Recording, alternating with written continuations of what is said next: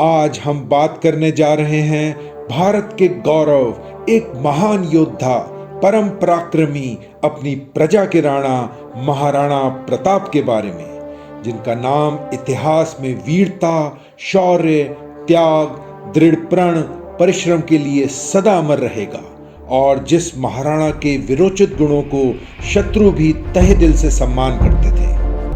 तो आइए शुरू करते हैं और जानते हैं भारत के वीर महाराणा प्रताप की शौर्य गाथा।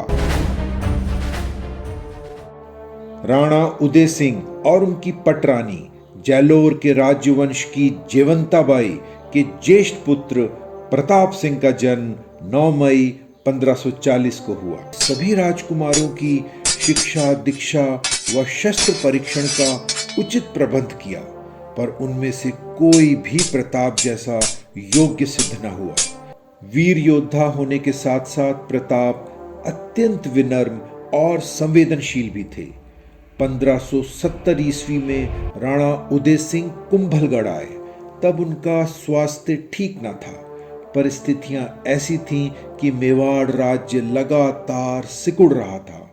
राणा उदय सिंह और मेवाड़ को सबसे बड़ा आघात चित्तौड़ दुर्ग छिन जाने से लगा था। उदय सिंह का स्वास्थ्य अचानक और बिगड़ गया। उन दिनों उनकी सबसे प्रिय रानी धीरज भाई मटियाणी अपने पुत्र जगमाल को युवराज बनाना चाहती थी और जब अपने अंतिम दिनों में राणा उदय सिंह लगभग अचेत से रहते थे तो रानी मटियाणी ने राजकाज के कुछ कागजों पर उत्तराधिकार के पत्र पर धोखे से राणा उदय सिंह की मोहर लगवा दी। मगर प्रमुख सामंतों की सूझबूझ से प्रताप को सिंहासन पर बैठाया। जगमाल के समर्थकों ने कोई विरोध नहीं किया। प्रताप का विधिवत राज तिलक हुआ। दरबार जय घोष से गूंज उठा। भगवान एकलिंग की जय, महाराणा प्रताप की जय। मेवाड़ को उनका नया अधिपति मिल गया था, योग्य, गुणशील, पराक्रमी। अकबर का साम्राज्य दूर दूर फैल चुका था। ऐसे में छोटे से मेवाड़ का अधीनता स्वीकार न करना उसे बुरी तरह अखर रहा था। प्रताप ये बात अच्छी तरह जानते थे और ये भी कि मेवाड़ कभी भी मुगलों की अधीनता स्वीकार नहीं करेगा, चाहे कुछ भी कीमत चुकानी पड़े। अपने सीमित साधनों को सफल बनाने के लिए प्रताप ने संसाधनों की अपेक्षा नैतिक बल का सहारा अधिक लिया। प्रताप ने मेवाड़ के पूर्णतः स्वतंत्र न होने तक हर प्रकार के राजसी सुख भोग से दूर रहने की प्रतिज्ञा कर ली। उन्होंने पत्तल पर खाने और मखमली सेज पर न सोने तक की प्रतिज्ञा कर ली।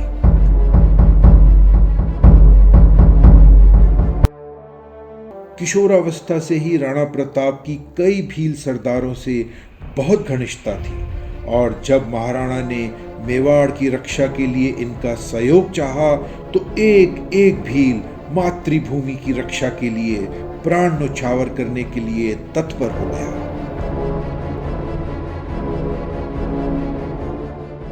अकबर ने संधि प्रस्ताव रखने के लिए अपने घाघ दरबारी जलाल खां कोर्ची को मेवाड़ भेजा, मगर 2 महीने बीत जाने पर उसने निश्चित उत्तर के लिए जब प्रताप को बहुत आग्रह किया तो वे बोले, खां साहब, मेवाड़ के रक्षक तो भगवान एकलिंग जी हैं, मैं तो उनका दीवान हूँ। जब तक मुझे उनकी तरफ से कोई निश्चित उत्तर नहीं मिल जाता मैं आपको क्या जवाब दूं।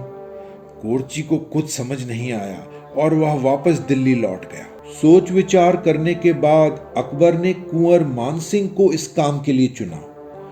जब राणा प्रताप ने उसके साथ बैठकर भोजन नहीं किया तो मानसिंह समझ गया कि प्रताप उसके साथ बैठकर भोजन करने में अपना अपमान समझते हैं, तो मानसिंह भी खाली हाथ लौट आया। वे अच्छी तरह जानते थे कि इस इंकार के बाद युद्ध अवश्य भावी है।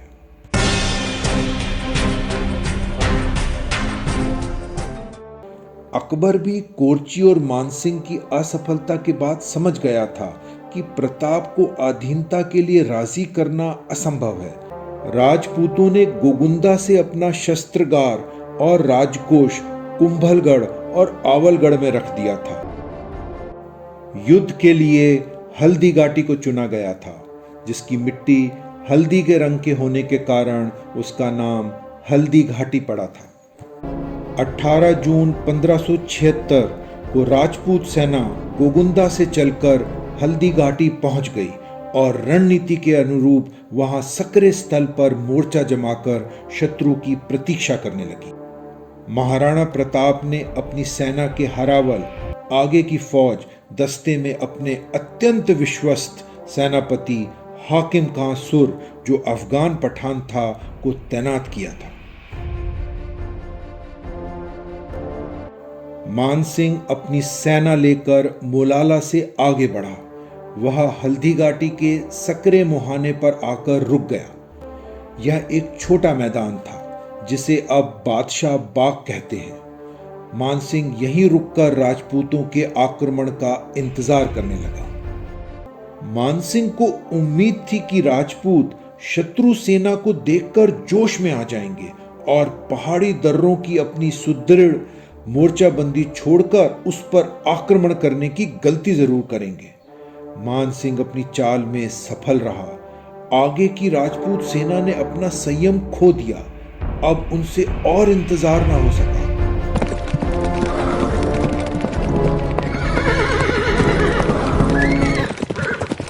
सभी राजपूत सेना आनन फानन में मुगलों की सामने की रक्षा पंक्ति पर टूट पड़ी। भयंकर मारकाट मच गई। राणा प्रताप और सभी सेनापति पहाड़ी के सुरक्षित मोर्चे को छोड़कर अपनी समस्त सेना के साथ मैदान में उतर आए। यह शायद भारी भूल थी।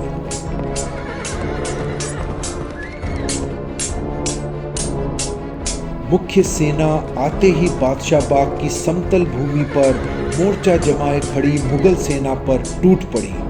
राजपूतों का आक्रमण इतना तीव्र था कि मुगल सेना को वहां जमे रहना कठिन हो गया। राजपूत सेना के हौसले बुलंद थे और मुगल सेना पीछे की ओर हट रही थी। लड़ते लड़ते वे कुछ पीछे उस स्थान पर पहुंच गए जिसे खून की तलाई कहते हैं। यह बनाम नदी के तट पर थी। भारी मार काट मची हुई थी।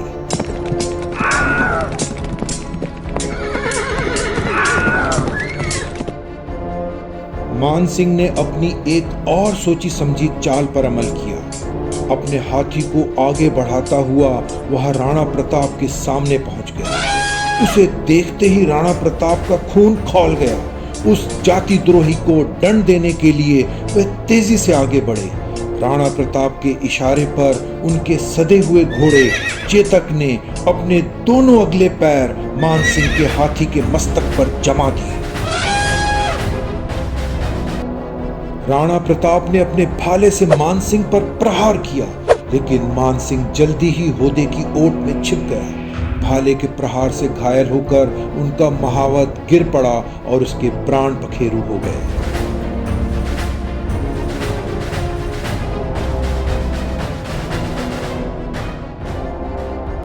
इस युद्ध में एक दुखद घटना ये रही कि हाथी पर अपने पैर जमाने के प्रयास में चेतक का एक पैर उसकी सूंड में बंधी दो धारी तलवार से बुरी तरह घायल हो गया। मानसिंह तो भाग गया, मगर नियोजित रणनीति के अनुसार चुनिंदा मुगल दस्ते ने राणा प्रताप को चारों ओर से घेर लिया। उधर हाकिम खां सुर और झालामान की नजर प्रताप की तरफ ही थी। उन्होंने अपने राणा को संकट में देखा तो वे मानसिंह के अंगरक्षक दस्ते पर टूट पड़े। भयंकर मारकाट मचाते हुए शत्रु की रक्षा पंक्ति को चीरते हुए वह लगातार आगे बढ़ते रहे। झालामान अत्यंत वीरता से लड़ते हुए राणा प्रताप के पास पहुंच गया। पहुंचते ही उसने आग्रह किया, अन्नदाता, आप अपना छत्र और पताका मुझे दे दें और आप युद्ध क्षेत्र से सुरक्षित निकल जाएं। यह तो कायरता होगी। प्रताप बोले, मेवाड़ को आपकी आवश्यकता है, अपने लिए नहीं, अपनी मातृभूमि की स्वतंत्रता का संघर्ष जारी रखने के लिए आप अभी निकल जाइए। इतना कहते ही उसने राणा प्रताप को और कुछ कहने का अवसर न देकर उनकी पताका और छत्र स्वयं ले लिया। प्रताप ने घायल चेतक को मोड़ा, कृतज्ञता से एक बार झाला को देखा और निराश भाव से युद्ध भूमि से निकल पड़े।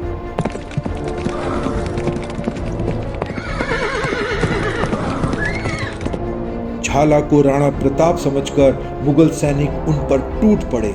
झाला उनके साथ बड़ी वीरता से लड़े, लेकिन मुगलों की बहुत बड़ी संख्या से लड़ते लड़ते अंततः वीरगति को प्राप्त हुए। देखते ही देखते राजपूत पिछड़ने लगे। घायल अश्व पर बैठे घायल प्रताप उस समय उन्हें कोई निर्देश देने की स्थिति में भी न थे। छिन्न भिन्न हो चुकी राजपूत सेना पीछे हट गई। सवार और घोड़ा दोनों घायल थे। राणा प्रताप के शरीर पर अनेक जगह घाव हो गए थे, जिससे रक्त बह रहा था। उन्होंने अपना चेतक बलिया गांव की तरफ मोड़ दिया, जो रक्त तालाब से लगभग 2 मील की दूरी पर था। राणा के रूठे हुए भाई शक्ति सिंह की नजर युद्ध भूमि से निकलकर जाते हुए अपने घायल बड़े भाई पर पड़ी। वह पीछा करता हुआ राणा के पास पहुंचा और बोला, आप जल्दी यहाँ से निकल जाइए, इससे पहले मुगल सैनिक आपको खोजते हुए इधर आए। तब तक चेतक धड़ाम से धरती पर गिर पड़ा और थोड़ी ही देर में उसने दम तोड़ दिया। शक्ति सिंह ने राणा को अपना घोड़ा दिया और जल्दी से निकल जाने को कहा।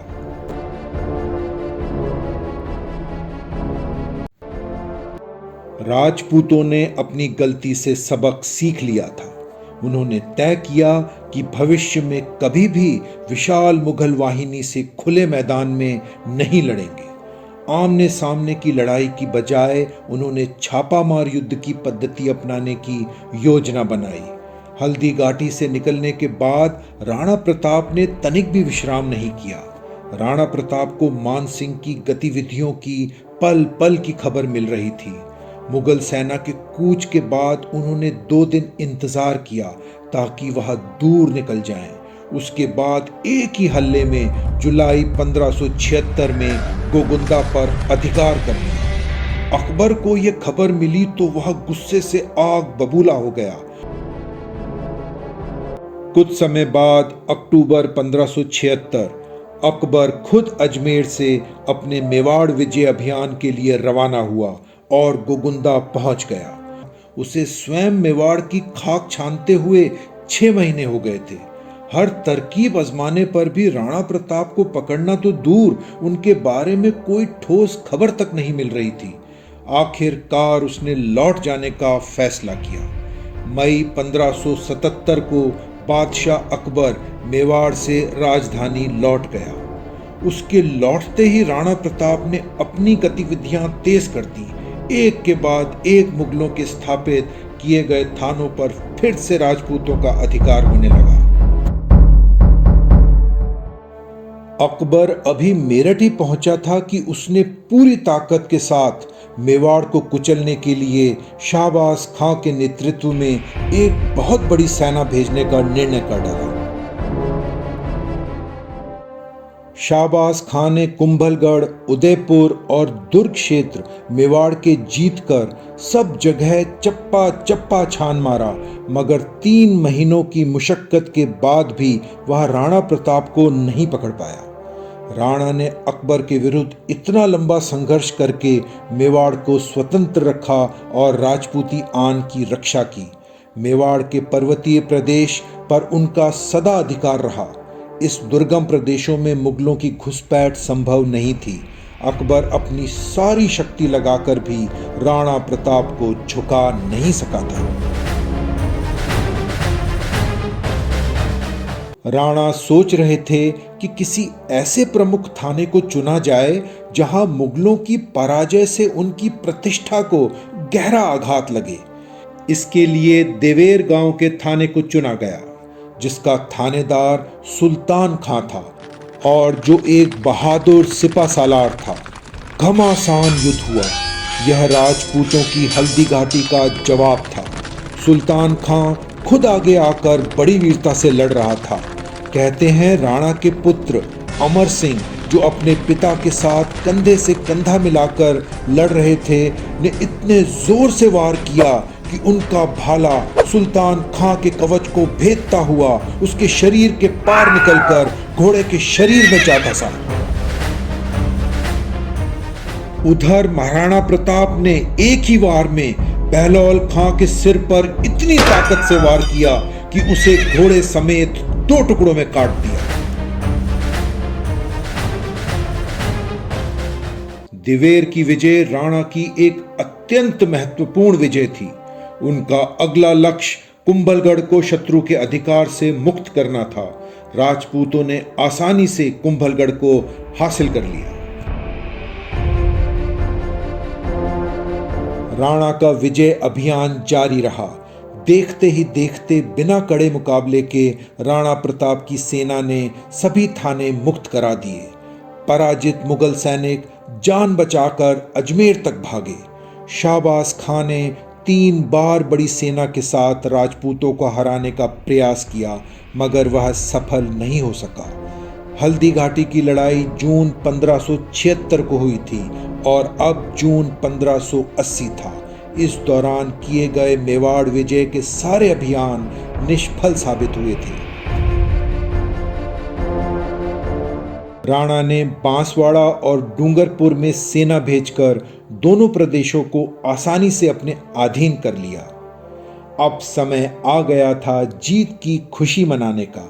विजय महोत्सव गोगुंदा में मनाया गया। एक विशाल सभा में वहां महाराणा प्रताप ने 13 वर्षों के मुगलों के विरुद्ध संघर्ष में साथ देने वाले सभी सामंतों से लेकर जनसाधारण तक के प्रति आभार व्यक्त किया।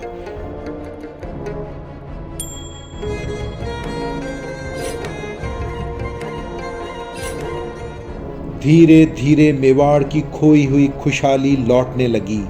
खेतों की हरियाली दिखाई देने लगी और वर्षों तक फूकी गई धरती पर फिर से किसानों के आवास दिखाई देने लगे। मुगलों के साथ इन 13 वर्षों में सैनिक संघर्ष में चावंड महाराणा प्रताप की गतिविधियों का कई बार केंद्र रहा। पर्वतों से घिरा ये सुरक्षित प्रदेश उन्हें बहुत प्रिय था। महाराणा प्रताप ने यहीं अपनी राजधानी बनाने का निश्चय किया। उनका महल चामुंडा देवी के प्राचीन मंदिर के सामने बनवाया गया। राणा प्रताप के बाद गद्दी पर बैठे महाराणा अमर सिंह के राज्यकाल में सन 1615 तक चावंड सिसोदिया वंशीय राजपूतों की राजधानी रहा। अकबर की तरफ से कोई भी आक्रमण मेवाड़ पर फिर कभी नहीं हुआ, मगर उसकी संभावना से कैसे इनकार किया जा सकता था। संभवतः इसी कारण महाराणा प्रताप ने अपने पिता की राजधानी उदयपुर पर अधिकार करने के बाद भी चावंड को ही अपनी राजधानी बनाए रखा, जो उदयपुर की अपेक्षा अधिक सुरक्षित था। इतने बड़े मुगल साम्राज्य से टक्कर लेकर अंततः विजयी होना साधारण सफलता नहीं थी, पर अंतिम समय तक राणा प्रताप को चित्तौड़गढ़ के मुगलों के अधिकार में रहने की पीड़ा सताती रही। राणा प्रताप ने लगभग 11 वर्षों तक नवनिर्मित मेवाड़ पर शासन किया। यद्यपि उनकी उम्र भी काफी हो गई थी, पर शिकार खेलने का शौक बरकरार था। ऐसे ही शिकार के समय उनके पांव में गहरा घाव हो गया। भील महाराणा को चावंड के राज्य महल में ले आए। राज्य वैद्यों ने बहुत प्रयत्न किया, मगर 19 जनवरी 1597 को मेवाड़ को पराधीनता के अधिकार से निकालकर स्वतंत्रता के प्रकाश में लाने वाला उनका जीवन दीप बुझ गया।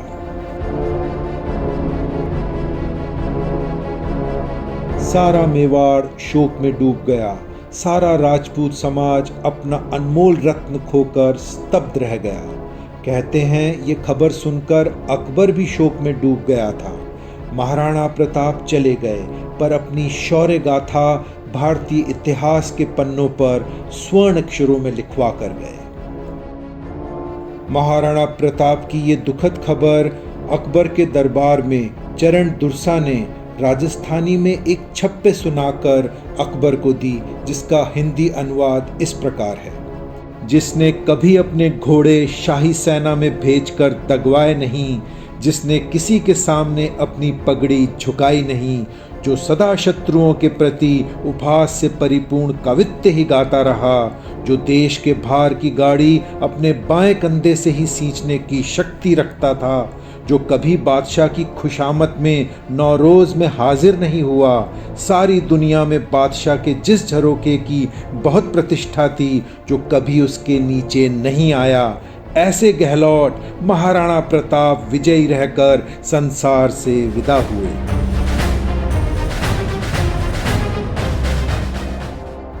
ये समाचार सुनकर शहंशाह अकबर ने दांतों तले जीभ दबा ली और उसकी आंखों में पानी भर आया।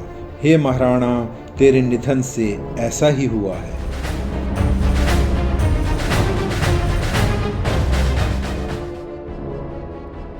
प्रताप जयंती इसी माह मई में है, तो साझा कीजिए महाराणा प्रताप की ये शौर्य गाथा अपने मित्रों के साथ भी, और देखते रहिए अमिट निशानी एक कहानी। तब तक के लिए बहुत बहुत धन्यवाद और नमस्कार।